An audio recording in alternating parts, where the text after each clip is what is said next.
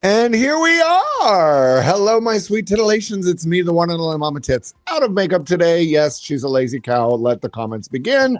Welcome back to the Tits and Tea podcast. And look who's next to me here today. Hey. James with a J is back. Yes, she is. How was your trip to Slutland?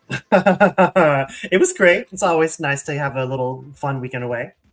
I love that. I'm so glad that you had a good time. I love it when everybody lives their truth and does all their happiness and goes. Come on, we need to be sluts more. You only live once. You only live once. I'm having an audio issue on my end, and I think it's probably my headphones. Okay. Oh, there we go. Yep, it's the cable on my headphones. Get that replaced. But I'm super excited. Are you excited for today? It's going to be a great episode. I'm super excited because normally we do all the news and we do all the crazy stuff and we go over all the politics and everything. And I was like, I want to shake it up. And I like this. I like this project. I like what we're doing here. I like we're having fun with it. I like that I get into drag sometimes. We've got drag queens. We've got people. Next week, we have an HIV and infectious disease doctor coming on. So we're going to talk about sexual health and how to be a good, healthy, ethical slut and all that fun stuff. But this week, I called a good friend of mine who is just an icon, an amazing artist himself. And I was like, you know what? Let's change it up. Let's change up this episode and let's give all the time to this man. So for those of you who didn't see the announcements or anything, we are bringing on a legend that has dressed every celebrity you could ever have imagined. Anybody that is anybody, he has dressed them. He is the mastermind behind some of the most iconic looks that you've seen. Hell, there's an entire wing in the Rock and Roll Hall of Fame dedicated to his designs. So I am super excited to bring this stage. You may not know this person, but you know their work. He is your favorite designer's favorite designer, your favorite celebrity's favorite designer, your favorite celebrity's designer's favorite designer. Welcome to the show, the one, the only, Mr.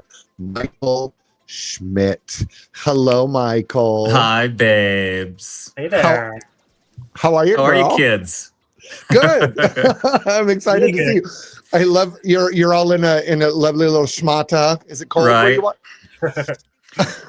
Well, it's hot as hell outside, but I'm at my parents' house in Kansas City at the moment, and they keep the house freezing. So I'm a little, I know that. trying to find a balance. But yeah.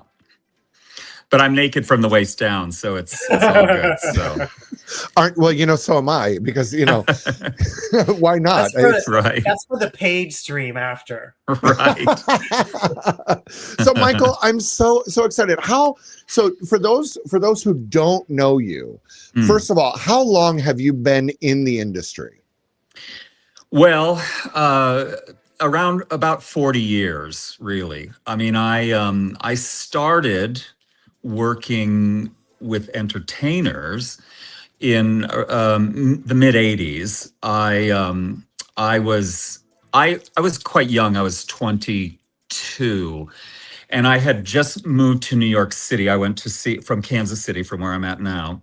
And I went to see a very famous concert of Diana Ross in Central Park. Yeah. Okay. And she did this crazy concert that was really, really, it's still quite legendary. And Isn't that the one that it rained? Yes. Yeah. And it really changed my life. And it set me on this trajectory that I'm on now. Because what happened was she came out and it was a beautiful sunny day and she was doing a live free show in Central Park. And there was hundreds of thousands of people there. And it was very festive. It was really, an excited crowd. Everybody was really thrilled. And it was beautiful blue sky. And about 20 minutes in, the wind started picking up and then the clouds rolled in. And within a half an hour, it was pouring. It was jet black and it was pouring rain. And and she was very good about it. And it was really insane because, she was standing there in her like Issey Miyake bodysuit and her Bob Mackie bodysuits with, her hair's flying and everything. And I always equate it to, in Fantasia, which we all remember from when we were Ooh, kids. okay. And Mickey Yeah. Mouse is the wizard, and he's standing on the edge of the ocean Okay. and on the rocks, and he's commanding the elements and Yeah. the Yeah. skies, and the ocean goes this way and that way. That's exactly what it was like.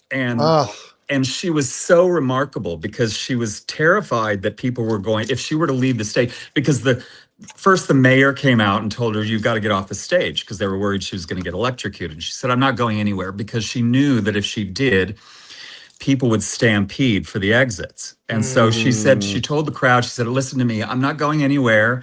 You know, we're going to get wet. It's fine. But I want you to all start moving towards the exits. I'll come back and do this show tomorrow, but I need you to be peaceful, and I need you to be kind to one another, and I need you to, you know, she controlled the situation. That is a professional. It was unbelievable. But you know, there's still hundreds of thousands of people there. And so she wouldn't leave. Then the governor came out and told her, you've got to get off the stage. And she said, I'm not going anywhere. And she stayed until I love that. the crowd dispersed. And it really taught me something about how remarkable and how powerful a woman on stage, who knows how to command a stage, can really affect lives. And it really taught me a great deal about the power of performance and the power of mostly you know, that iconic feminine energy, because a man would never have done that. A man would have gotten off stage as soon as he was told to. He wouldn't even needed to be told to. You know what I mean? The winds would have picked up and he'd have been like, I'm out. Exactly, out. You know, but no, she stood there because she's, you know, she cares deeply for her audience, and she knew what the circumstances could be if she was to turn tail and run. So it was a remarkable thing, and it changed my life, because as soon as that was done, I thought, God, this is really, I need to be somehow involved in this. This is how I want the trajectory of my life to go, because I'd always been a fan of bands, mostly female. You know, I was a big fan of, like, you know, Cher growing up, Debbie Harry, all the punk rock girls, you know, all the Susie. So you're 22 and you're going to this concert. What were you doing in your life at this time? At 22 years old, what was Michael Schmidt doing? Nothing. I flew in from Kansas City. Okay. I'd just gotten out of hair school. I learned to do hair. And, but I didn't want to do that. And I just really wanted to see this concert. So I saved up enough money. I called a girlfriend from high school who'd moved to New York to model. And I said, can I come stay with you for a few days? So I went and I stayed to see this concert. Well, I just couldn't leave New York. I fell so in love with the city. Ended up staying in New York, and I needed a job. So I would go around and find, like, things on Canal Street that I could make jewelry out of. Okay. And so I started making little bits of jewelry, and I would sell them at Patricia Fields. And it was, you know, this is 83, 84, right? Okay. So very early, mid 80s. And then from there, I just started developing a fascination with chainmail. Okay. Because that's what you really became known for. Yeah. It was very strange, because I was working at a store called Manic Panic, which, you know, is where the hair I remember the Manic from. Panic store in New York. Yeah, it was on St. Mark's, and that was my first job there. And I worked for Tish and Snooki, and I was holding down the fort one day, and a girl came in, and she was wearing a chainmail headband around her forehead. Oh, wow. Okay. And I looked at that, and I thought, it was like a jolt of electricity went through me. Like, I recognized it instantly, and I immediately knew how to do it.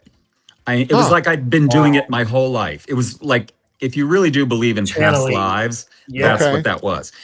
But anyway, I immediately went out and got myself a pair of pliers and some rings, and I started making things. And I started with jewelry. Okay. And then eventually I made a dress, and an all hand linked chainmail dress. And wow. I had a girlfriend who worked, my friend Jessica, she worked in a store in Soho, and she said, oh, I think my boss would love this dress. I'm sure she'd love to put it in the window. Can we do that? And I said, well, of course, you know, very, very luxurious store called Diane B. Yeah. And there the thing was in the window, and one day Cher walked by. Of And course, as one does. as she does. In New And York. she went in and she asked them who made the dress. She'd like to have some things made, and they wouldn't tell her because they wanted her to have to go through them, to have sure. anything made. So already they're gatekeeping your art. Right. Which I can understand that, but still, I mean, you got to remember, at this point, I'm 23 years old. I grew up on Cher. She taught me and everyone else of us how glamorous a woman could be. She was everything to me, everything to me. And so Cher walked out of the store. She said, okay, fine. So she walked out, and Jessica, God bless her soul, ran after her and slipped her my number. Awesome. And that changed the course of my life so radically, because Cher had my number, and then we didn't have cell phones then. I was living in a squat, Yeah. And so I get a call, and we had beepers back then, which a lot of young people don't know what beepers are. But anyway, so I got a beep on my beeper, and it was a phone number I didn't know. Went down to the payphone, called it, and the woman answered, and she said, I said, hi, my name is Michael. I just got a call from this number. And she said, oh, hi, my name is Deb. I'm Cher's assistant. She would very much like to meet you. And meanwhile, I'm a little goth, high goth, right? Yeah. Oh, Black love it. hair, white face, white lips, black eyes, all of it, dressed fully all in black. And I'm an OG. I'm an original goth. So, so I went over to her house, and we fell so madly in love that day. Oh, so cute. hard. We sat there for 3 hours, just seriously falling deeper and deeper in love. I mean, how that lasts to this day. How does that feel, though? It was insane. I mean, it was truly insane, because they always say never meet your idols, but you literally did. I did, and it was the greatest experience of my life, because she basically kind of adopted me that day.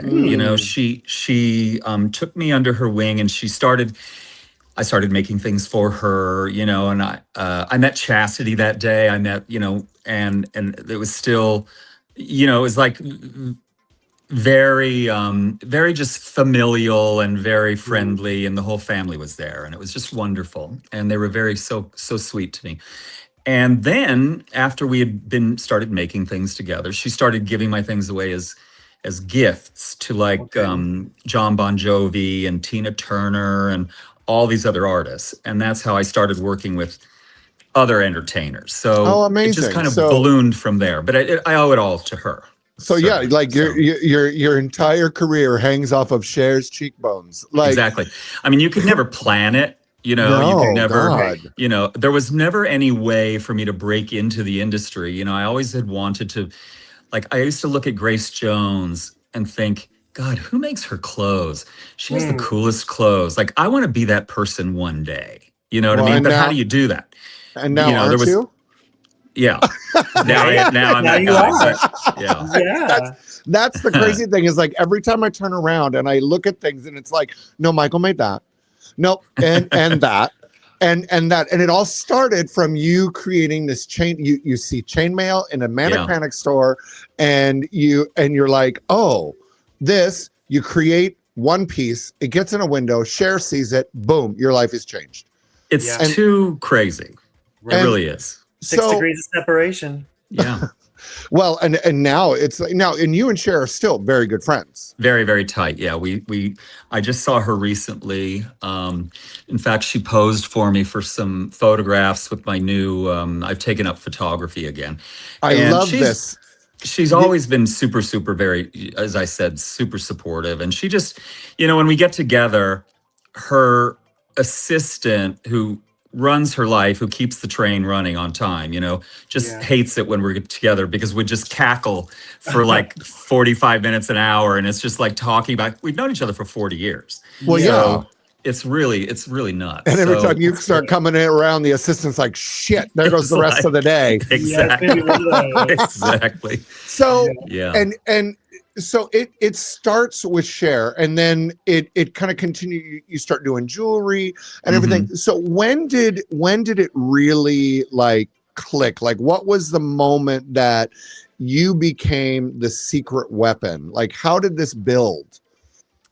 It really started when it was a funny thing. I had moved. I was doing clothing for Bon Jovi during this Okay. time, mid to late '80s, and John at that time was the biggest male rock star in the world. Correct. Yeah. And he had been asked many times by these Japanese people to if he would be interested in doing a Bon Jovi line of clothing, which Oh, had never been done before. You know, now it's quite common, but back yeah. then it was unheard of. And he always said no, it sounded like a stupid idea. And then when he met me and we started working together, he went back to them and he said, "Okay, I'll do this thing if you get this kid to design it." Oh, I Oh, love it. At that point, I'm like 24, 25. And Jesus. so it was really great. I designed a whole line of Bon Jovi clothing, and it was men's and women's, and it was like acid wash jeans and chainmail and the tatters of the So it's jeans. And your fault that we all did acid wash jeans. basically, yeah. Well, what happened was, and I went to Japan, and I met with the team and everything. We did the whole thing, and then John wanted me to be in LA because that's Mhm. where the thing was going to be produced out of. Yeah. So he moved me to Los Angeles, and insane. this is around '88, Okay. and this is at the very height of the glam rock Yeah. Okay. time, Okay. right? So this Yeah. is not only Bon Jovi, but Guns N' Roses and Aerosmith and Skid Row and all those bands. And I was, because they're all largely managed by the same core group of people, I Mm, started doing all of those bands. So I was okay. in the thick of Oh, all wow. of that, you know, and I was doing the glam rock bands for a really long time. And it was so much fun. It was such a fun time Well, that must have been to be in insane to be LA. 25 years old and designing for all And of the touring top. with Aerosmith and like all of What? it. It was Okay. nuts. Yeah. We're gonna have to stop right there. Right And there. I need to know. I need to know what is the craziest thing that ever happened on tour with Aerosmith. Like, I gotta know because I know Bon Jovi was probably a riot and a half. He was okay, but he was pretty conservative. Yeah. Steven Tyler was anything but conservative, you know. And That part. I was quite in love with Steven, and he knew it, and he used to sort of toy with me because I mean, all these boys, I was in love with them all. Sebastian Yeah. Bach, madly in love. Right.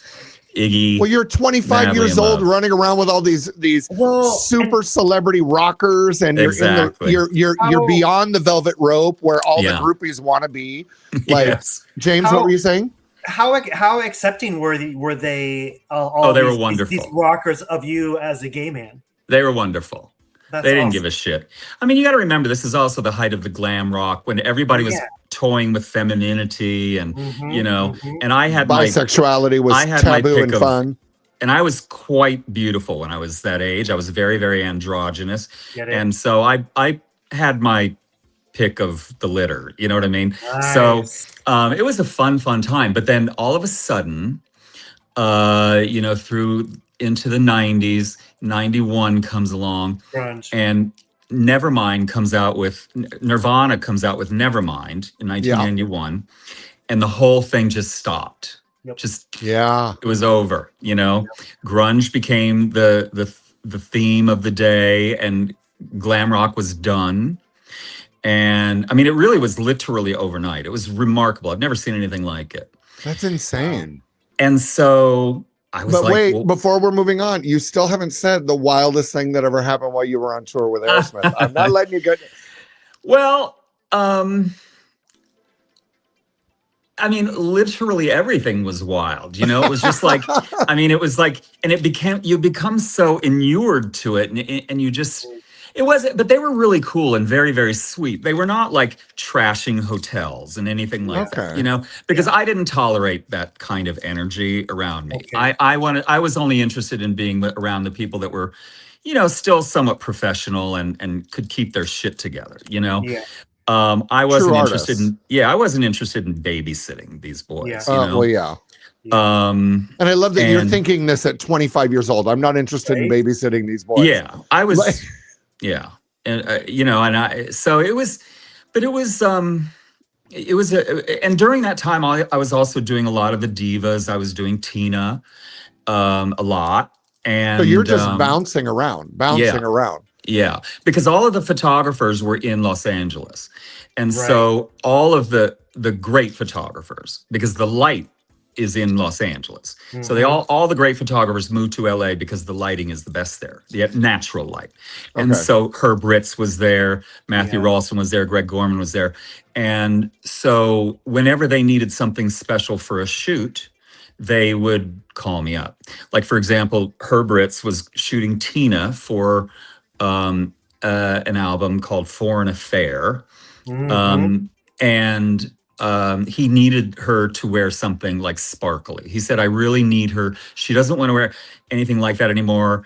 But I really need her in just one thing that's really, kapow moment, And I said to her, because I'd been working with her for a while, and I said, look, Herb wants me to make you a dress, and you're not going to like it. And I know you don't want it, but he's begging me to make this dress. And I'm going to make this dress because he wants me to do it. And she says, I've worn those dresses so many times in my life. I'm so over it. I don't need to ever do that again. I never need to wear like a little tiny little sparkly dress ever in my life again. I totally understand that, right? Yeah. So I go off, I make the dress. It's a Swarovski crystal beads, all linked together with little metal pins and vibrant red. And finally, I bring it to her and I said, okay, look, I have the dress. I'm going to show it to you. I'd like it if you could try it on. And she's just grumbling the whole time. She's like, this is the last thing I want to do. And I love Tina Turner's throwing a temper tantrum because she doesn't want to wear a dress. No, she was so cool, but she just was like over it, Yeah. And she tried it on and she said, oh, this is actually kind of great, and she got really into it. And that became her shot a very, very famous photograph of her in it. And where she's posing like this, with her hands over her head. And I was there when it was shot, and it turned out to be the centerfold of her album, And she later on, she signed there was a poster made of it, and she signed it for me. And she said, from Michael, because a great body deserves a great dress. Oh, I love it. Which I treasure, Now, That's amazing. I have to take this opportunity. I don't think I'll ever get it again. What was Herb Ritz like? Herb Ritz was very, very sweet. He was very kind. He was almost shy in a way. He was very respectful of other artists, and I really, really adored him. I shot with him many times, and we shot Cher together. We shot a lot of things. And I always tried, there was always a million people running around in the studio, and I would try. Cher was there, and he wanted her to like dance and move and sing. And I felt bad for her because she was having to dance and move and sing all on her own, and everybody in the room was just standing there looking. So I'm in the background trying to like keep her energy up, and so we had that kind of a rapport. I have one great story. When we were shooting Tina that day, Tina was in makeup, and Cher called me for something. And I said, you're not going to believe where I'm at. I'm at Herb's, and we're shooting with Tina today. And I said, do you want to say hi? And she said, no, just tell her I said, hey, you funky bitch. What did Tina say?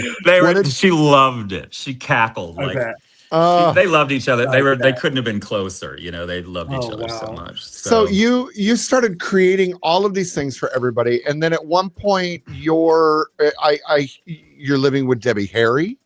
That came later, because what happened was after Nevermind came out, my career was essentially, for all intents and purposes, over, Really? And so, I could have stayed there and done a lot of the girls, but, I was like, I don't know. I felt like I needed to go back to New York. So I went back to New York, and I was there for all the 90s. And I didn't really have a job. So I started a nightclub. And that's when Squeezebox was born, which is the infamous Squeezebox. That is queer New York City nightlife, iconic history. Yeah. Squeezebox is where it all. That's. In my mind, the way I look at it is that's kind of the gay CBGBs. Yes, very much so. Okay. You know, Yeah. John Waters still in his act says Squeezebox was the greatest club in New York City history. Which, I'll take. So how did it come about? How did you go to be like, okay, I was designing for all the best, doing all the things, then grunge came and fucked it all up. Yeah. And made it boring, and you're like, I don't want to do this anymore. I need to go back and get inspired. You go to New York and now you're owning a club. Like, how does that come about? Well, I was looking around for something to do, and my ex-boyfriend, Patrick, was managing a bar called Don Hill's. And Don Hill was a very renowned music guy. He managed a lot of bands. He had clubs. He had another club called the Cat Club, which was a big rock club. Mm-hmm. And so he had this other club called Don Hill's, and they wanted to start a gay night there. And Patrick asked me if I would promote it. And I said no, because it sounded like a lot of work and I'd never done it before. And it just sounded like, one more thing that, I've got to think about. But then I started talking to a bunch of my friends and because we'd always complained that we all loved rock and roll and punk and stuff, but there were no, like the straight clubs, we weren't really welcome there, know? Okay. And there certainly was no other gay club, but really after that crowd. And so I said, well, maybe this is the opportunity to do the club we always complain doesn't exist, because it had a stage and it had a back line.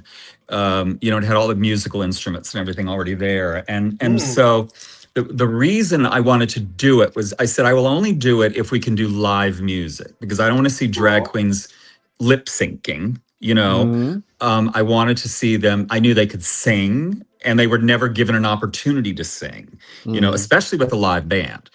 So we put together a house band, and it came together pretty organically. I found an amazing hostess, Mistress Formica, and my friend Guy was the DJ, Miss Guy, and it just snowballed into all this insanity, Yeah, like watch your feet, kids, because the names that are being dropped are.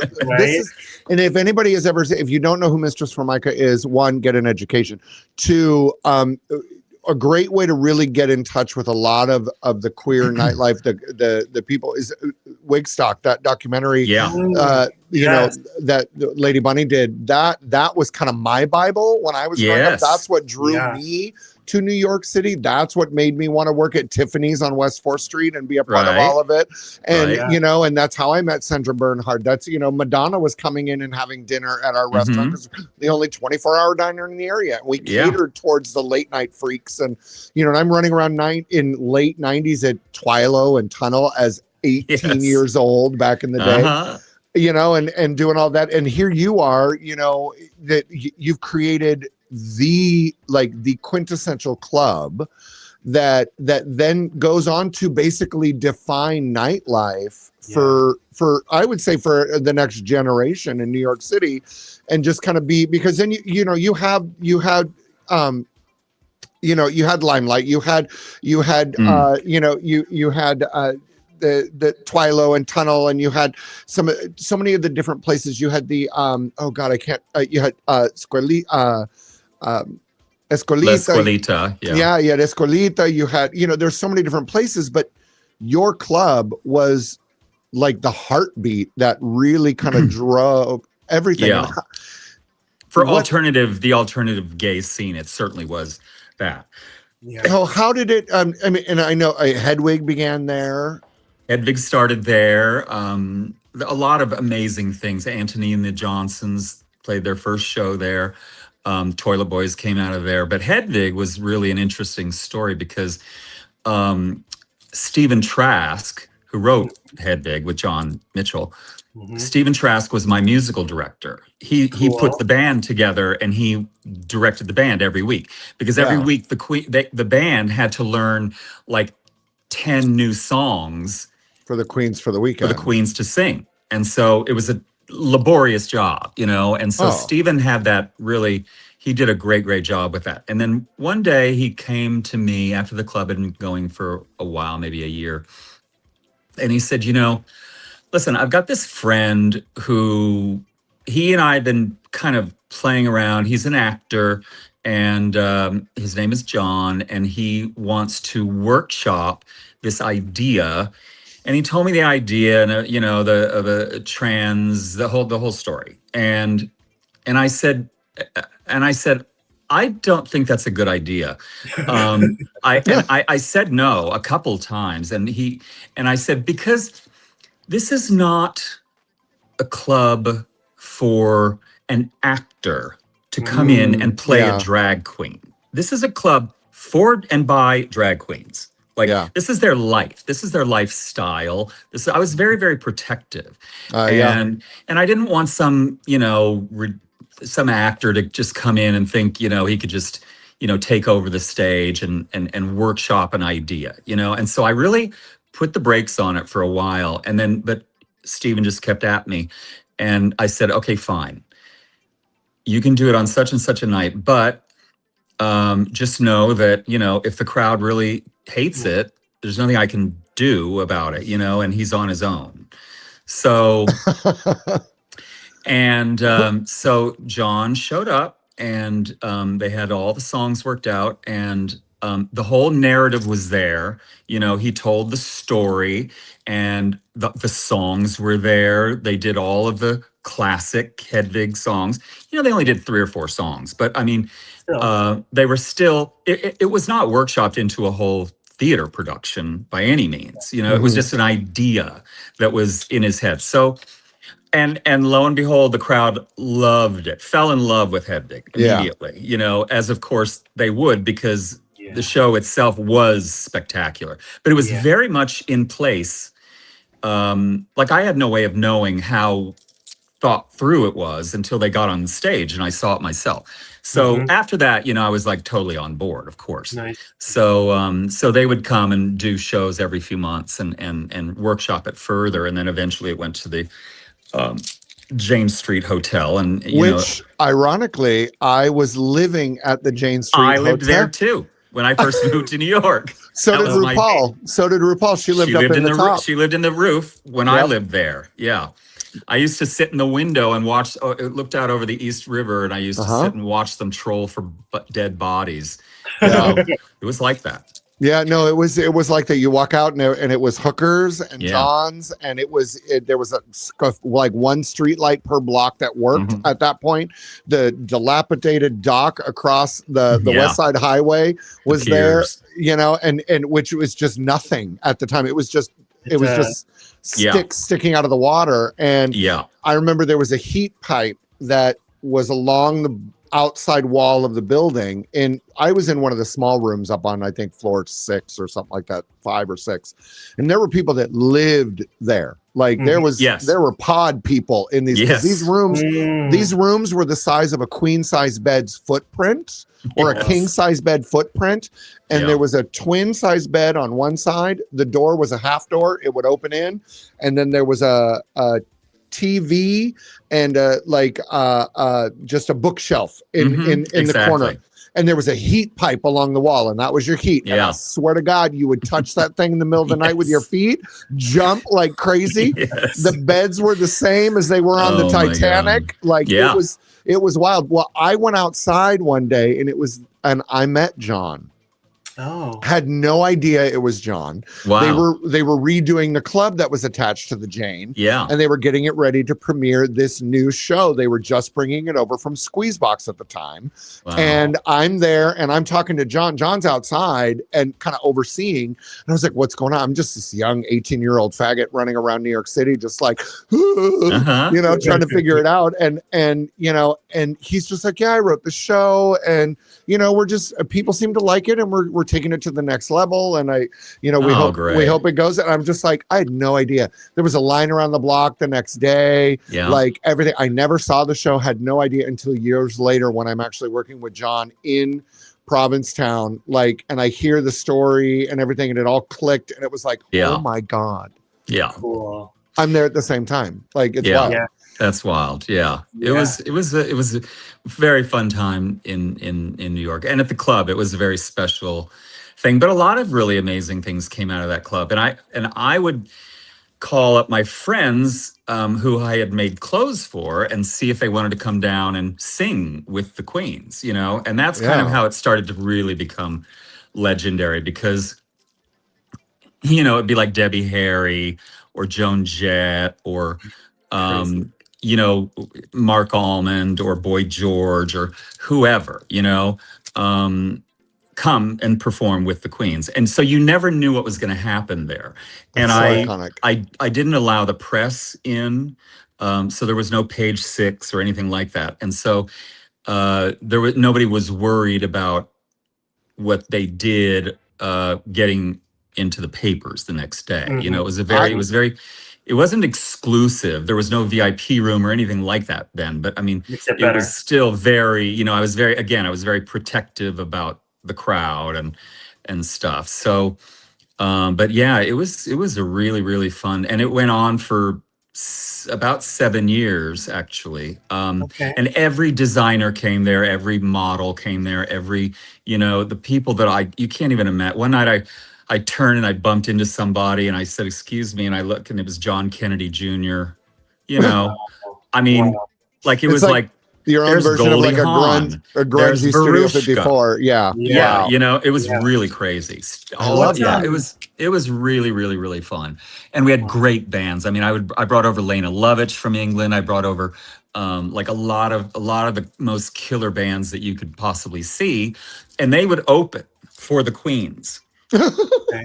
I made sure that they understood. And sometimes I got hassles, and Sure. and I threw them out. But I love that. because yeah, And the no, funny I thing made is, sure that they. I never got into your club because I wasn't old enough. So I wasn't. Yeah. And there was a few clubs you could get into in New York in the time, but there Yeah. were other places that they had the door diva was not Not having it. did not play, and it was like One night I was standing at the front door with Don Hill, and we're just chatting, and I see out of the corner of my eye Kate Moss getting out of a cab, and she's got this young guy with her, and I know that it's her cousin who's like 16. And I said, "Okay, Don, you're not going to like this, but I need you to let these next two people in because I really wanted, because Kate had never been there before. Totally. And so I wanted her to kind of check it out because I knew that she would drag everybody else in New York in, Yeah. but Don wouldn't do it.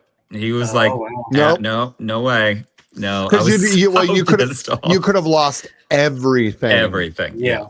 Yeah. Well, and that's what I was kind of curious about. On the flip side, what was it like being a business owner in the middle of New York City at that time? Would you do it again? Was it? Would I have a club again? You mean? Sure. Let's start there. I don't think so. I mean, Okay. First of all, it is an enormous amount of work. But the thing about Squeezebox was that hard work doesn't faze me. Is that when we did that club, we were the last. My generation is the very last generation to know privacy. I came of age when cell phones. Like I had the very first cell phone. I remember it.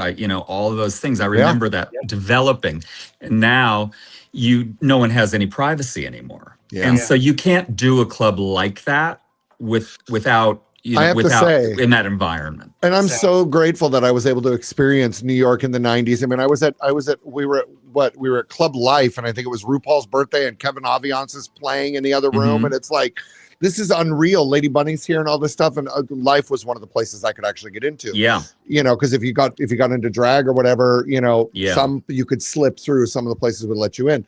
But so you've done all of this fashion, all this jewelry, all this stuff with celebrities. You've now created one of the most iconic nightclubs in queer alternative New York history. Now you are doing Met Gala, you're doing Oscars, you're back in the fashion game. That came later. Yeah. So how did that all transition? How did you transition back into that? Like, so what happened? What ended the club, and then where did you go from there, and how did it come back to fashion? the club kind of started petering out towards the end of the 90s. Things had changed. The club New York scene had changed. changed.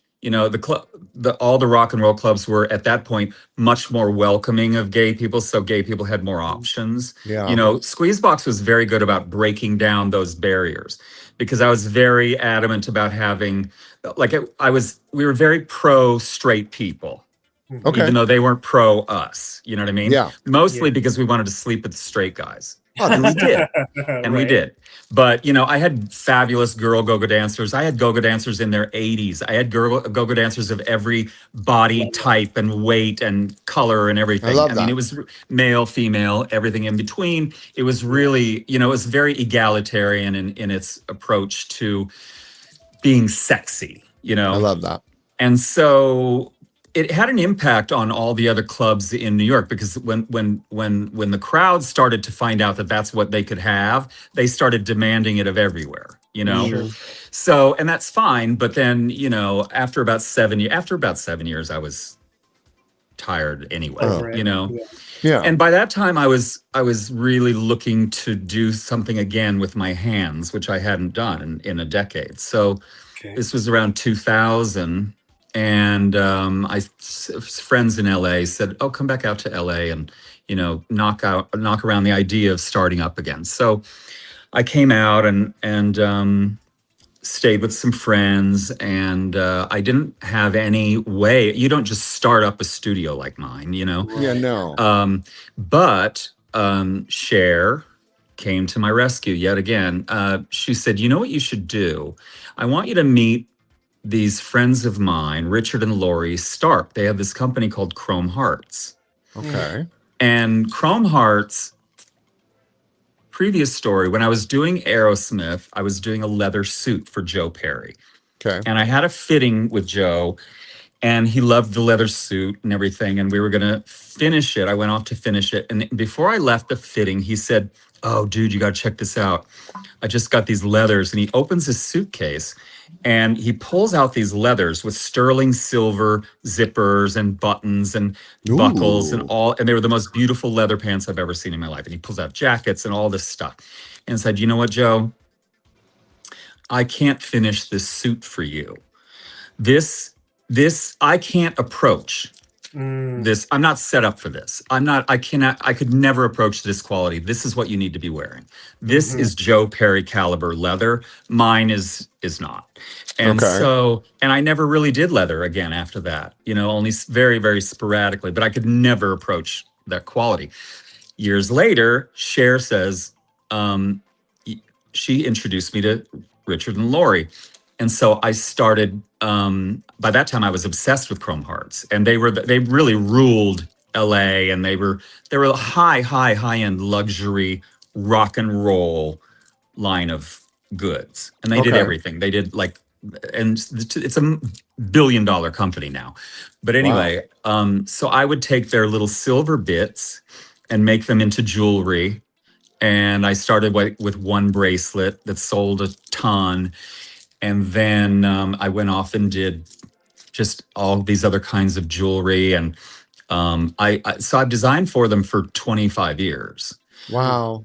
The last thing I did was an 8-foot by 5-foot sterling silver American flag made up of 14,000 individual crosses that are linked together and finished. They're plated into black and white stripes, and the stars are all paved in white diamonds. I mean, Wow. it's epic. It took us How 4 do you years. still have eyes? I know, it's Right. nuts. It took us 4 years to do, but Wow. that was an insane project. It's hanging in the New York store. But anyway, Chrome Hearts got me settled financially where I could start Okay. up again. And then I just started doing stuff again, just little bits. And I hired a seamstress, and we would do things, and just kind of you ease back into it. I had the luxury of having already been there and knowing some people and saying, Mhm. "Hey, I'm back. I'm going to do stuff if you want to do something." So, and then it just kind of grew, and I found a studio downtown, and I found an incredible team, and and we just started making, my thing is to make things that no one's ever seen before. Yeah.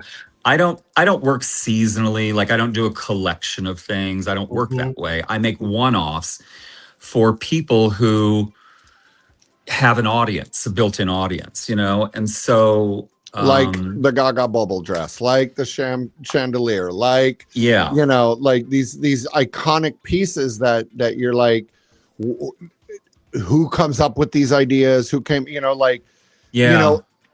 the Gaga one was funny because that was a total fluke. David LaChapelle was shooting her, and I've known David for a million years from New York. Brilliant photographer. He called me and he said, I'm going to shoot this girl Gaga, Lady Gaga, and none of us really knew who she was. And she has this album coming out, a song called Paparazzi, and I need something for her to wear. So I said, okay, I want to make, because it's paparazzi, I'm thinking film. So I said, I want to make her a woven dress made out of 8mm porn films. Ooh, and so I made her this corseted dress that was woven films, and then it trailed down into this massive train and everything. So anyway, I make this dress, show up the day of the shoot, and David's like, "You're not going to believe this. You're going to kill me." But the set for that dress is not complete. We can't shoot that dress, and I was so upset because I worked so hard on that dress. Yeah. And he said, but I do have this other thing. And he had this room, this pink room with all these bubbles painted on the walls. And he said, I have this other room, but I have nothing for her to wear for it. And I said, okay, well, give me 15 minutes. So I ran around the studio and I found these little you did not do globes. This in 15 minutes. And you're a bitch. Girl. It what? was nuts. I know. And so I took these little half spheres, these clear plastic spheres, these bubbles, and I drilled out little holes in them, and I tied them together. Oh my God. I created this whole like thing that could be draped over her body, and I scotch taped it to her body. And that ended up being the cover of Rolling Stone. Oh my God. I mean, it was nuts. It was nuts. Did the film dress ever see the light of day though? Never. Oh. Where is it? Where is I don't even know. It's probably in my studio somewhere. I don't know. Oh my God. But I'm coming. When I come to the studio, I'm going to go. We need to go search. We're going to find it. Okay. We need to find it. But now, go ahead, James. You have a question? Well, yeah, I have one more question before we run out of time. What's it like working with the Queen of Pop? Which one? Was the chainmail dress in the Fever video the first time you worked with Madonna? Yes, that was the first time I ever worked with Madonna. That I was very young. That was 95. A little disclaimer. Madonna is James's Cher. Is that right? Okay. Oh, yeah. Oh, yeah. Yeah. Well, she really kind of annoyed me because she I'm a young person. I don't have any money, and I had a couple of dresses and they wanted to borrow a dress for this Fever video. And I said, okay, of course I wanted to put my dress on Madonna. Well, that day they painted her entire body silver and she wore this dress throughout the whole thing. And when I got the dress back, it was just completely covered in silver body paint and it was useless to me. And I was really pissed off. I was really upset. And I ended up donating it to Joan Rivers for an AIDS, to raise money for AIDS. I love that. As an auction piece. Because it was, it wasn't usable for me anymore. I wish in some ways I still had it because it's, it is what it is. But I mean, I'm glad that it went to, a good cause, of course. So how many tours have you done of hers now? Like five, I think. Yeah, five you did, or 4 or 5. Sticky and Sweet. You did the football. Jersey. Did a few things for that. And then you did the guitar strap, and more for Rebel Heart, right? Did that, yeah. Did a bunch of stuff for MDMA. I'm terrible. I can't remember. Yeah. It's the things I can't remember. Is she fun to work with? No. I You would not expect anything less. I have my own Madonna story. It actually is it's a 1 degree Madonna story. It's kind of like through you. I was doing a film it's called Heartbreaks Open, and I did it years ago. And one of our cinematographers is actually an Oscar award-winning cinematographer, and he had done a lot of stuff in Western Asia and in Iraq and in Iran, and doing stuff back. And it was during her Kabbalah time and her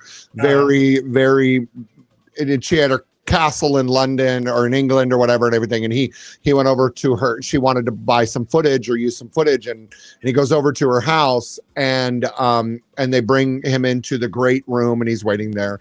She's 2 hours late to the meeting in her own home. And then somebody comes to the top of the stairs, opens the door, and says, "Ladies and gentlemen, Madonna." And he's the only person in the room. Oh my goodness. So I would never expect her to be just like hunky-dory. Like, I wouldn't expect her to be as pally as like Cher. I would not expect that. Yeah. No, she's not. She's all business, you know. She really. But look at her. But that being said, I mean, she, more than anyone I've ever worked with, she really knows what she's doing. I mean, she plans out her tour. It's a 3-arc narrative. It's a 3-act arc. Yeah. And you know, I mean, again, I've done several tours with her, and some of the things really frustrated her that I made for her because they were very unwieldy, very heavy. I did this thing for her for MDNA, I think.